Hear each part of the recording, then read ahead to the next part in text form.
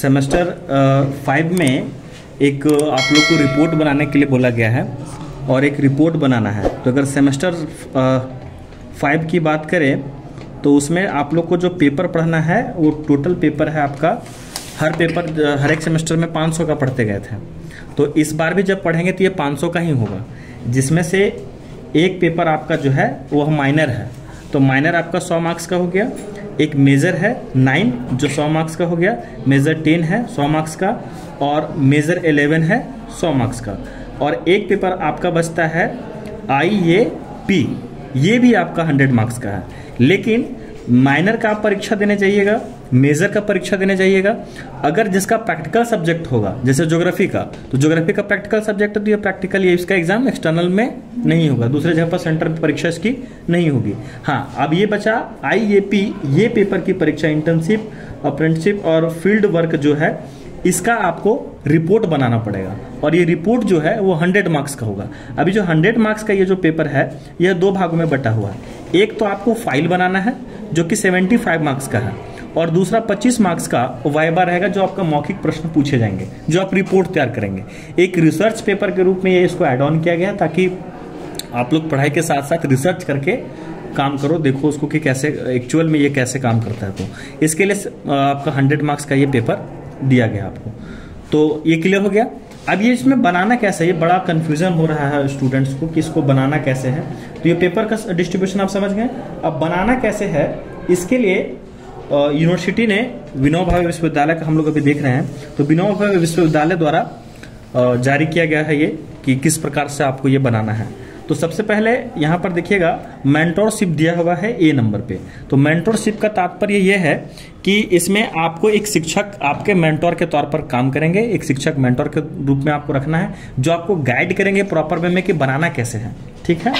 और वो आपको एक सर्टिफिकेट भी देंगे कि हाँ आपने मेरे अंदर रिसर्च किया है और रिसर्च करके आपने फाइनली सबमिट किया।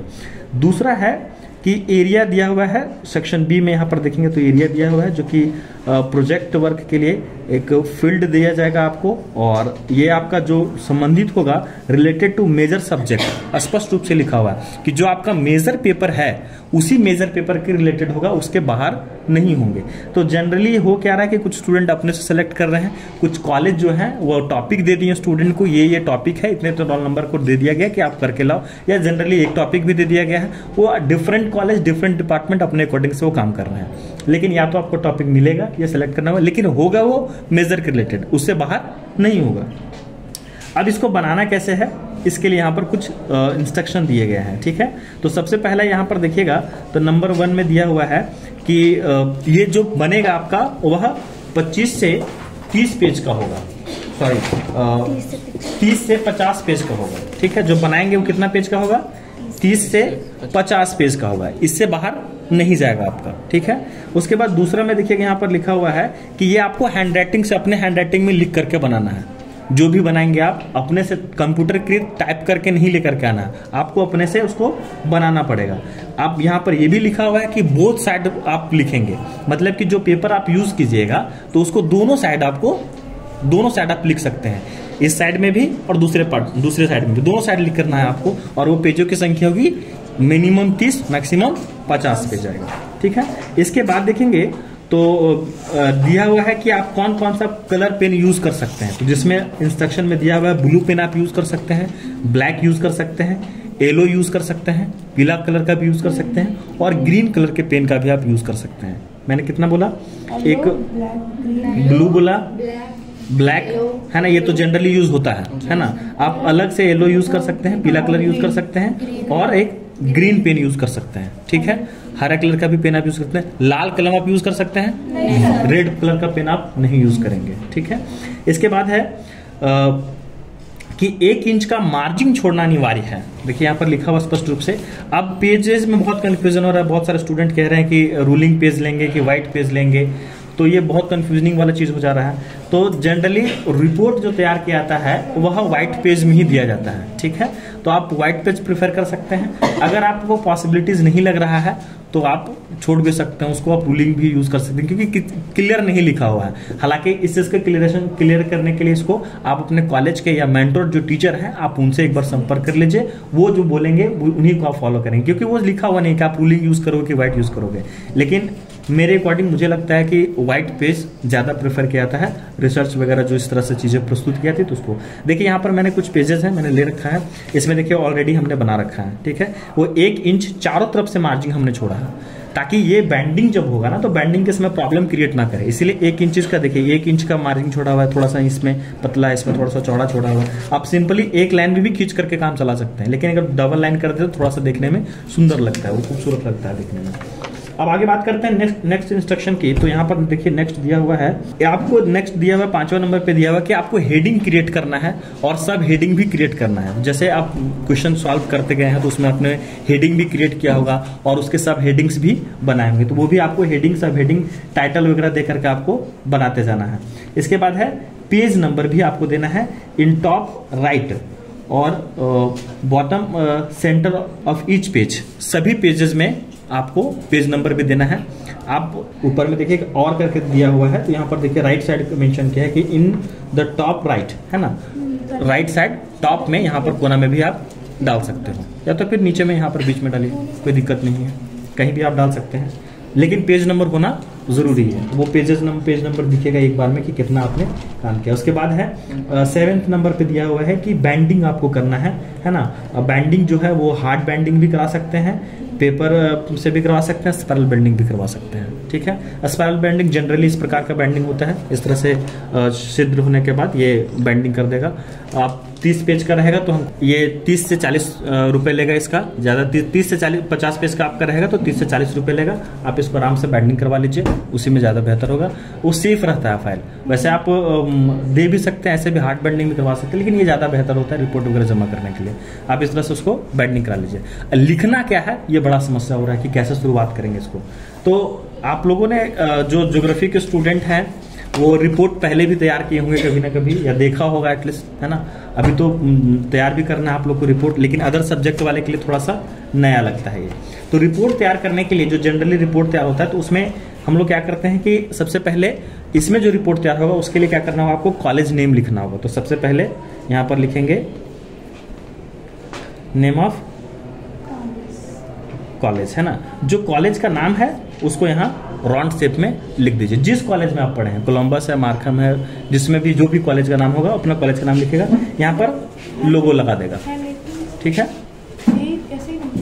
ये आप फर्स्ट जो फ्रंट पेज बनाइएगा उसको आप कंप्यूटराइज में निकलवा सकते हैं। फर्स्ट पेज के लिए कोई कुछ नहीं बोलेंगे, हमको जहां तक लगता है फर्स्ट पेज आप कंप्यूटराइज में निकलवा सकते हैं। जिसका आर्ट बहुत बढ़िया है वो अपने हाथ से भी बना सकते हैं। कॉलेज का लोगो लगा दीजिए, और कॉलेज का लोगो लगाने के बाद नीचे लिखेंगे जिस विभाग से हैं आप, ठीक है। जैसे भूगोल विभाग से हैं तो भूगोल विभाग लिख दीजिए, या फिर अगर इतिहास में है तो इतिहास विभाग लिख सकते हैं आप, ठीक है। जो इंग्लिश विभाग से होंगे वो अपना हिंदी विभाग से तो हिंदी विभाग लिखेंगे, है ना। या फिर आप इंग्लिश में लिखना चाहते हैं तो department of geography, department of history, department of Hindi, department of chemistry, जो भी डिपार्टमेंट आपका है वो आप लिखिएगा। इसके बाद ये जो बन रहा है वो आपका स्नातक के विद्यार्थी हैं, इंग्लिश में लिखिएगा तो बीए लिखिएगा, बीए हिंदी में लिखिएगा तो बीए समसत्र, आपका कौन सा सेमेस्टर है 5, है ना। तो यहाँ पर लिखेंगे स्नातक समसत्र 5, है ना। इंग्लिश में लिखिएगा तो लिखिएगा बीए सेमेस्टर 5, है ना। इसके बाद नीचे लिखेगा आपका सत्र अर्थात सेशन, है ना। सेशन 2022 और 26, है ना, 22 से 26 चल रहा है। अब ये जो पेपर है वो पेपर किसके अंतर्गत आ रहा है? पेपर का नाम क्या बताए थे? IAP पत्र के अंतर्गत, ठीक है। ये आपका हो जाएगा। अब इसके बाद क्या करना है आपको, यहाँ पर आपको टाइटल दे देना है, ठीक है। टाइटल लिखेंगे, ठीक है। टाइटल में जो आपको टाइटल आपका रिसर्च का टाइटल है, जो रिसर्च का टॉपिक जो आपने बनाया है, जो आपको बनाने के लिए बोला गया है, वो आप यहाँ पर मेंशन करोगे। वो टाइटल यहाँ पर लिखोगे कि कौन सा टॉपिक, जिसको जो टॉपिक मिला हुआ कॉलेज के द्वारा, है ना, या फिर आप अपने से सेलेक्ट कर रहे हैं वो मेजर से रिलेटेड वो लिखेंगे। इसके बाद यहाँ पर चला जाएगा मार्गदर्शक, ठीक है, और इधर हो जाएगा प्रस्तुतकर्ता, ठीक है। यहाँ पर अपना नाम लिख दीजिएगा, यहाँ रोल नंबर चला जाएगा, ठीक है, यूनिवर्सिटी का, ठीक है, और यहाँ पर मार्गदर्शक में उसका नाम चला जाएगा, जो नाम है सो उनका डिजिग्नेशन क्या है, पद क्या है, वो उस नीचे लिख देंगे, और कॉलेज नाम नीचे कॉलेज का नाम लिख देंगे। इस तरह से आपका फ्रंट बन करके रेडी हो जाएगा। ये कंप्यूटर से आप निकलवा सकते हैं। इंग्लिश में लिखिएगा तो सबमिटेड बाई हो जाएगा यहाँ पर, है ना, और गाइडेड बाई हो जाएगा कि कौन गाइड बने हैं, वो गाइडेड बाई हो जाएगा। ये आपका फ्रंट आपका रेडी हो गया। चलते हैं दूसरा पेज पे। दूसरा पेज अभी जो आपका चलेगा, अभी जो आप बनाइएगा वो इंडेक्स जब तक आपका ना निकल कर आ जाए तब तक सिंगल पेज में भी आप दे सकते हैं। दूसरा पेज जब आप बनाइएगा तो दूसरा पेज जो बनेगा आपका, वो बनेगा आपका प्रमाण पत्र का। आप लोग ब्लू या ब्लैक पेन यूज करना, प्रमाण पत्र का। इसको सर्टिफिकेट भी बोलते हैं। जो बनाएंगे विद्यार्थी वो सर्टिफिकेट भी लिख सकते हैं इसको, या तो सर्टिफिकेट लिखे या तो प्रमाण पत्र लिखे। इंग्लिश में लिखेगा तो सर्टिफिकेट लिखेगा, तो उसमें उसका सर्टिफिकेट आपको जो इंग्लिश में बनाएंगे उसको दिक्कत होगा कि इंग्लिश में कैसे बनाना है, तो उसका सिंपल सा उपाय है, आप गूगल कर लो, गूगल पे आप लिखिएगा सर्टिफिकेट, है ना, तो वो शोध रिलेटेड, प्रोजेक्ट रिलेटेड आप सर्टिफिकेट लिखिएगा, वो बन करके फॉर्मेट आ जाएगा, सेम टू सेम आप कॉपी कर सकते हैं। बनाने का आसान विधि, हिंदी में लिखना है तो हिंदी में लिखेंगे। प्रमाणित किया जाता है कि जो नाम होगा वो अपना नाम लिखेंगे कि ये फलाना व्यक्ति है, फलाने क्लास का विद्यार्थी है, फलाने व्यक्ति के अंतर्गत ये मार्गदर्शन का काम कर रहा है। लिख दे क्या? जैसे यहाँ पर सेंटेंस हो जाएगा, प्रमाणित किया जाता है कि जो आपका नाम है, अपना नाम लिखिए, क्रमांक संख्या लिखिएगा, किस विभाग के हैं, जो विभाग के हैं वो लिखिएगा, अपना कॉलेज नाम लिखिएगा। कॉलेज नाम लिखने के बाद आप स्नातक के विद्यार्थी हैं, सेमेस्टर 5 के विद्यार्थी हैं, वो मेंशन कीजिएगा। इन्होंने भूगोल विभाग द्वारा या फिर जैसे जो विभाग के द्वारा है, इन्होंने इतिहास विभाग द्वारा आवंटित या फिर दिया गया विषय पर शोध कार्य आवंटित, इस फलाना विषय पर इन्होंने शोध कार्य संपन्न किया, मैं इसके उज्जवल भविष्य की कामना करता हूँ। समथिंग इस तरह से करके आपका समाप्त हो जाएगा। अब यहाँ पर नीचे लिखेंगे प्रमाणित करता, ये जरूरी है। प्रमाणित करता, यहाँ खाली स्थान थोड़ा सा दे दीजिए। जो प्रमाणित करता होंगे, आपके गाइड होंगे, वो प्रमाणित करेंगे, उनका नाम नीचे लिखा जाएगा कि नाम क्या है, पद क्या है, उनका डिजिग्नेशन लिखेंगे, कॉलेज का नाम लिखेंगे, यहाँ पर वो साइन करेंगे, ये प्रमाणित हो जाएगा। इसके बाद लिखा था एक्नॉलेजमेंट, जिसको हम लोग बोलते हैं आभार ज्ञापन, ठीक है, ये आप आभार ज्ञापन लिखेंगे। अब आभार ज्ञापन में स्टार्टिंग करेंगे कि सबसे पहले आप किसको आभार ज्ञापन करेंगे, तो जो आपके विभागाध्यक्ष होंगे, जो आपको टॉपिक डिसाइड करके दिए, उनका आभार ज्ञापन करेंगे, गाइड का, है ना, जो मार्गदर्शक हैं। उसके बाद वो मार्गदर्शक के बाद प्रिंसिपल को आभार ज्ञापन करेंगे कि मैं प्रिंसिपल सर को भी आभार ज्ञापन करती हूँ कि उन्होंने मुझे जाने के इस क्षेत्र सर्वेक्षण में जाकर के शोध कार्य के लिए हमको जाने की अनुमति प्रदान किए, ये हो जाएगा। फिर उसके बाद जहाँ पे आप रिसर्च कीजिएगा, जिस क्षेत्र में जाकर के, वहाँ के लोगों को आप आभार ज्ञापन करेंगे। उसके बाद जो आपके सहपाठी होंगे, उन्होंने अगर मदद की हुई तो उनको आभार ज्ञापन करेंगे। इस तरह से माता पिता को भी लास्ट में आप आभार ज्ञापन कर सकते हैं। तो ये आभार ज्ञापन अपने अकॉर्डिंग से आप लिखिएगा। आभार ज्ञापन के बाद नेक्स्ट जो आपका टॉपिक बनेगा वो बनेगा आपका प्रस्तावना, ठीक है।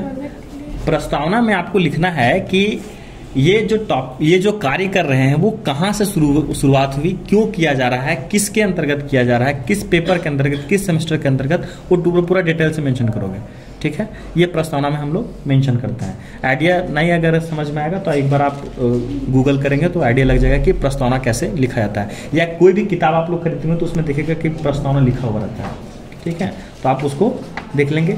इसके बाद लास्ट में बचता है आपका इंडेक्स, है ना, DEX, या फिर हिंदी में अगर लिख रहे हैं तो लिखेंगे विषय सूची। अब विषय सूची में हम मेंशन करोगे एक एक चीज़, ठीक है, जो टॉपिक है वो टॉपिक रिगार्डिंग हर एक चीज़ को मेंशन करते जाएंगे। और उसके बाद लास्ट में जब आएंगे तो उसमें रिसर्च के बाद जो परिणाम निकल करके आएगा, आप क्या परिणाम पर, जैसे कोई टॉपिक आप रिसर्च कर रहे हैं, एक मान के चलिए जल की समस्या एक टॉपिक मिला था आपको, हजारीबाग में जल की समस्या एक टॉपिक मिला, तो जल की समस्या कब से, जल है क्या, जल की, तो यहाँ पर लिखेगा परिचय में कि जल है क्या, वो मेंशन होगा। फिर जल की भूमिका क्या है, इसके विभिन्न स्रोत कौन कौन से हैं, अब इसके अंदर समस्या कौन कौन सी आ रही है, ये अधिकतर प्रॉब्लम कहाँ पर है, इसकी समस्या कम समस्या कहाँ पर है, ये सारा चीज़ मेंशन करते जाओगे। लास्ट में आपका चला जाएगा आपका परिणाम, एक परिणाम पर चले जाएंगे, अभी निष्कर्ष पर नहीं पहुंचे हैं, परिणाम पर कि आप ये रिसर्च के दौरान क्या परिणाम पाया आपने और क्या सजेस्ट करेंगे, और परिणाम के साथ लास्ट में आप सजेस्ट करेंगे, और सजेस्ट करने के बाद लास्ट में आपको हो जाएगा निष्कर्ष। ठीक है, तब आपका जाकर के ये निष्कर्ष लिखेगा। तो इसके तहत आपको पूरा काम करना है और ये आपका बन करके फिर रेडी हो जाएगा। इसमें फोटोग्राफ्स, अब जहाँ रिसर्च करने के लिए जाइएगा तो फोटोग्राफ्स डालेंगे, वो आपको डालना पड़ेगा। दूसरी चीज़ है कि जो डेटा आप लिखेंगे, जितने भी डेटा का आप मेंशन कीजिएगा कि ये था, वो था, इस तरह से था, या तो उसको लिखिएगा कि ये स्रोत क्या रखा है, उसका स्रोत कहाँ से, ये स्रोत कहाँ से लिए, है ना। जैसे आपने कोई डेटा डाला कि हजारीबाग में इतनी जनसंख्या, तो कहाँ से निकाल लेते थे आप, कहीं से तो लिया होगा। नगर पालिका क्षेत्र में ये था, तो जो भी डेटा आप जहाँ का भी डेटा उठाइएगा तो स्रोत में जरूर डालिएगा कि ये स्रोत कहाँ से रहा है, इसका गूगल से रहा है, किसी ऑफिस से लिया, किसी बुक से लिया, कहाँ से आप कर रहे हैं उसको जरूर मेंशन कीजिएगा। साथ में नीचे लिख दीजिएगा ब्रैकेट में स्रोत ये रहा। सबसे नीचे में मतलब नहीं, जैसे टॉपिक आपने लिखा जनसंख्या के बारे में लिख रहे तो जनसंख्या लिखा हुआ जैसे समाप्त हुआ तो आंकड़ा के नीचे लिख देना है कि स्रोत गूगल या बुक जो भी रहा है, या पर्टिकुलर कोई टीचर आपको दिए हैं, ये टीचर से हमने लिया है। हो सकता है कि कोई आपके हेड टीचर हुए, उन्होंने मदद किया हो, तो उन्होंने डेटा दिया हो, तो उनका नाम लिख दीजिएगा। क्लियर है सबका?